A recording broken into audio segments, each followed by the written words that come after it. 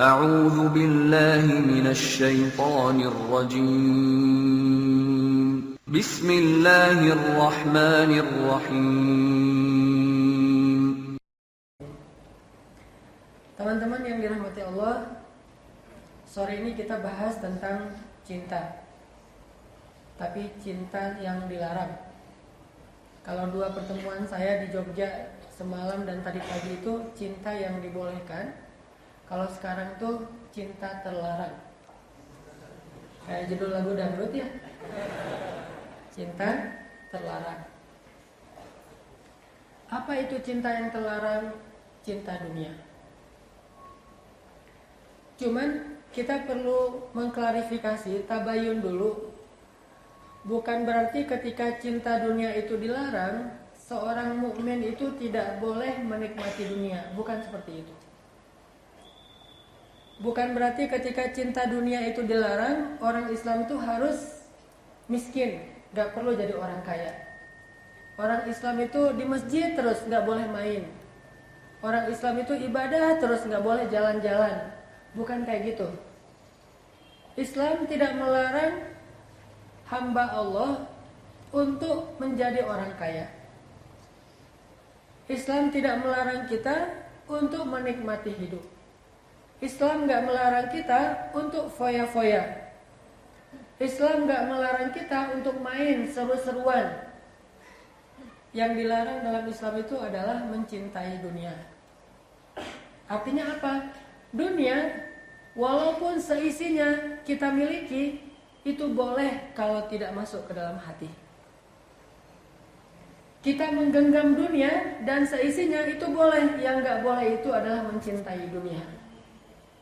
Walaupun sebutir beras kalau masuk ke dalam hati, itu dilarang dalam agama. Haram, gak boleh. Tapi kalau dunia dan seisinya semua masuk di dalam genggaman kita, asal tidak masuk ke hati, maka itu tidak masalah. Jadi yang jadi masalah adalah cinta dunia, bukan memiliki dunia. Cinta dunia bukan menguasai dunia. Cinta dunia bukan menikmati dunia. Cinta dunia bukan mengumpulkan dunia. Yang dilarang itu cinta dunia. Makanya Nabi menyebutnya dengan hubbud dunya, mencintai dunia. Itu yang dilarang. Sedangkan memiliki dunia, menikmati dunia, mencari dunia, mengusahakan dunia, menggenggam dunia, itu sesuatu yang mubah dalam agama. Boleh, bahkan kadang dia menjadi satu jalan menuju kepada akhirat atau surga Allah. Makanya Nabi SAW menyampaikan dalam sebuah hadis bahwa ternyata orang yang mencari dunia itu belum tentu cinta dunia. Bahkan orang yang mencari dunia itu bisa jadi jalan bagi dia menuju akhirat. Jadi ada orang yang berusaha mencari dunia, orang lain menganggap ngapain sih dunia kok dicari, bukankah kita harus mencari akhirat? Justru Nabi SAW mengatakan siapa yang keluar dari rumahnya untuk menafkahi anaknya yang masih kecil. Keluar dari rumahnya nih maksudnya bekerja. Man kharaja yas'a ala waladihi sigharan, siapa yang keluar dari rumahnya untuk bisa menafkahi anaknya yang masih kecil, fahuwa fi sabilillah, berarti dia keluar di jalan Allah. Padahal mencari dunia, bekerja, berdagang, berusaha. Siapa yang keluar dari rumahnya agar bisa menafkahi anaknya yang masih kecil, fahuwa fi sabilillah, berarti dia berada di jalan Allah. Kemudian kalimat berikutnya, wa in kana kharaja yas'a ala abawain syaikhain kabirain fahuwa fi sabilillah. Kalau dia keluar rumahnya untuk bisa menafkahi atau merawat kedua orang tuanya yang sudah tua, yang sudah sepuh, yang sudah lemah, fahuwa fi sabilillah, berarti dia berada di jalan Allah. Wa in kana kharaja yas'a ala nafsihi, barang siapa yang keluar untuk bisa mendapatkan kebutuhannya, dan supaya dia bisa menjaga kehormatannya, tidak perlu meminta-minta, maksudnya fahuwa fi sabilillah, berarti dia di jalan Allah.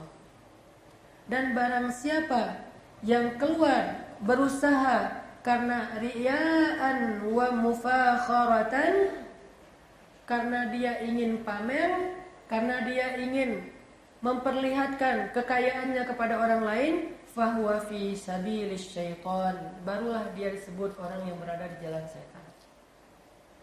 Artinya gak semua orang yang keluar rumah mencari dunia, berusaha mendapatkan dunia itu adalah orang yang cinta dunia, belum tentu.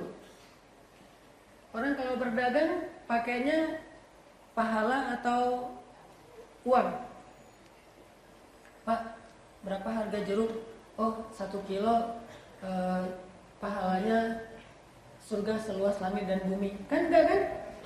Walaupun itu sesuatu yang baik, tetapi ada enggak orang yang jualan jeruk atau orang yang jualan bakmi Jogja dibayar pakai pahala? Tidak. Ini sesuatu yang sangat wajar. Kamu cinta dunia ya? Kenapa nih jualnya pakai dunia nggak pakai akhirat? Harusnya jualnya pakai akhirat. Ini baju berapa? Misalnya dia jualan kaos, harganya 150k gitu ya. Dia bilang, ini berapa bajunya? Udahlah, sama aja pahalanya dengan 2 rakaat sholat, ambil aja. Kan? Atau berapa nih bajunya? Anggap aja sedekah. Kalau itu namanya bukan tijarah, itu namanya sedekah. Jadi orang yang berdagang selama dia di dunia pasti berdagangnya dengan dinar dan dirham. Az-zahabu wal fiddah, dengan dinar, dirham, emas, perak atau mata uang. Lalu apakah gara-gara dia menukar suatu barang dengan harta duniawi dia berarti mencintai dunia? Belum tentu. Apakah ketika dia menjual sesuatu dan ingin mendapatkan manfaat dari dunia berarti dia cinta dunia? Belum tentu. Karena Nabi SAW mengatakan kalau itu tujuannya untuk menafkahi keluarga, maka itu adalah fi sabilillah. Makanya di kita itu ada istilah jomblo fi sabilillah. Siapa itu jomblo fi sabilillah? Yang dia itu rela menjadi sendiri, tidak punya pasangan demi menjaga kehormatan. Fi sabilillah kan? Yang dia itu minta diputusin gara-gara nggak serius mau nikah, daripada nanti jadi fitnah, jadi nambah dosa, berarti dia jomblo fi sabilillah. Kan ada yang diputusin bersyukur, kita udahan aja ya, maksudnya kita adik kakak aja, alhamdulillah gitu. Itu mah udah nggak perlu move on, udah pasti bersyukur, sujud syukur langsung, bahagia banget. Di sini gua traktirin makan, kenapa? Gue habis diputusin, habis diputusin traktir makan. Ada nggak yang kayak gitu? Belum pernah diputusin ya? Kan banyak orang kalau diputusin kayak bete gitu, stres, nggak bisa move on, sampai ada yang bunuh diri, nabrakin diri ke truk yang lagi berhenti di jalan, atau loncat dari jembatan gitu kayak di Korea kan? Di Korea itu tingkat bunuh diri tertinggi di dunia sekarang.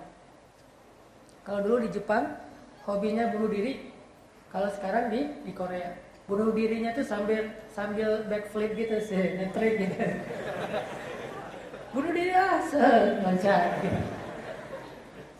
Jadi kayak cliff dive gitu, loncat bebas. Karena ada teman saya yang pernah jalan-jalan ke Korea, terus pas dia lagi city tour ngeliatin satu jembatan sungai.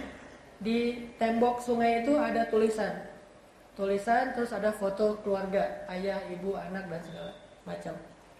Dia nanya sama guide-nya, itu kenapa tuh? Itu tulisannya maksudnya apa? Bahasa Korea kan nggak bisa ngerti. Itu artinya apa? Oh, itu tulisan quote, kata-kata motivasi buat orang yang pengen bunuh diri. Soalnya di Korea itu tren bunuh diri paling digandrungin itu loncat dari jembatan. Itu bunuh diri paling viral di Korea.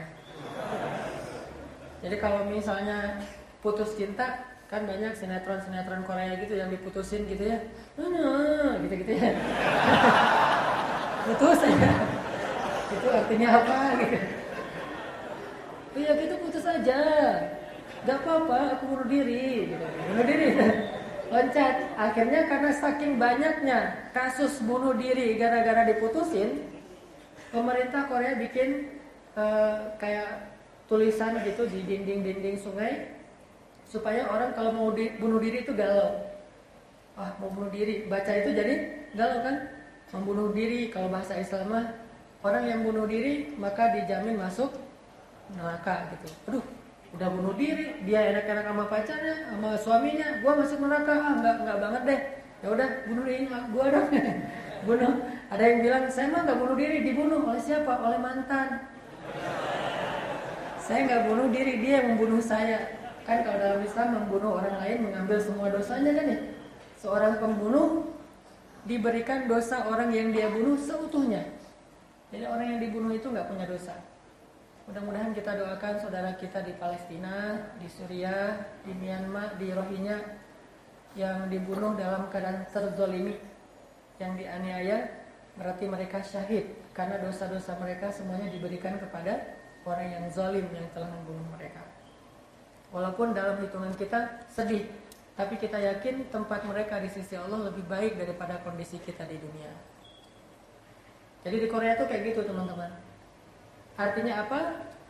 Artinya ada istilah fisabilillah dalam mencari dunia.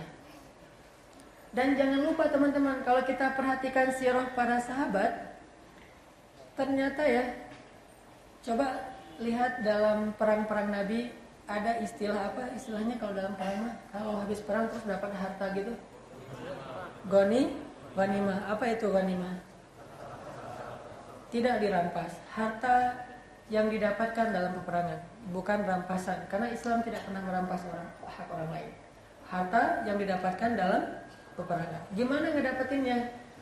Jadi by the way, orang-orang kafir dulu kalau mau berperang itu mereka bawa onta, bawa kuda, bawa domba, nggak tahu bawa ayam apa enggak gitu, ayam, bebek, bebek angon gitu, terus ditulang lunak gitu. Pada bawa harta tuh, ternak-ternak pada bawa. Kenapa kok bawa ternak? Karena peperangan di zaman dulu itu bisa 2 bulan, 3 bulan lamanya.